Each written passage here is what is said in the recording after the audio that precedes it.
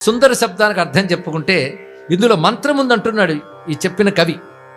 అంటే సుందరకాండలో మంత్ర విశేషములు ఎన్నో ఉన్నాయి.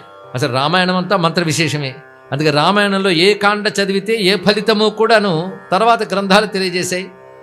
ఏ కాండలో ఏ సర్గపారాయణ చేస్తే ఏ ఫలితము కూడా చెప్పారు అంటే అది కేవలం కథ కాదు, అదొక మంత్రశాస్త్రమే.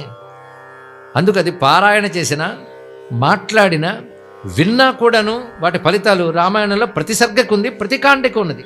కానీ సుందరకాండ మరింత విశేషంగా కనబడుతున్నది. అందుకే సుందరకాండ మొత్తం పారాయణం చేయడం ఉన్నది. సుందరకాండలో కూడా కొన్ని సర్గలు పారాయణం చేయమున్నది.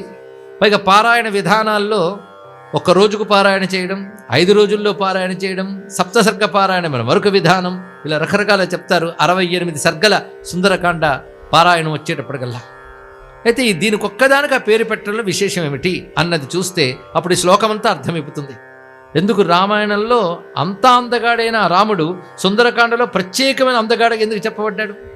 ఆ మాటకొస్తే రామాయణం మొత్తం 3 అందగాళ్ల కథ. 3 అందగాళ్ళు. ఒకడు రాముడు. రామః అంటే అందగాడని చెప్పాం కదా. ఎందులో అందగాడు? ఎందులో ఒకదానిలో అందగాడైతే ఫలానా దాంట్లో రాముడిని చెప్పేవారు. రూపంలో అందగాడైతే రూపాభిరామ అంటారు. గుణంలో అందమైతే గుణాభిరామ అంటారు.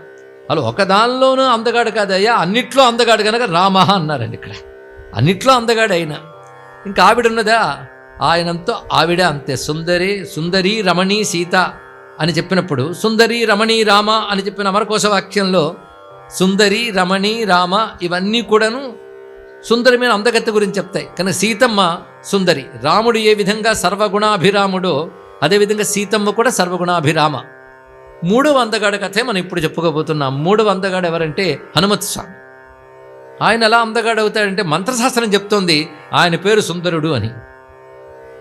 అందుకే సుందర హనుమన్ మహామంత్రం అని సంహితా గ్రంథాల్లో ప్రత్యేకమైన ఒక మంత్రమే కనబడుతుంది.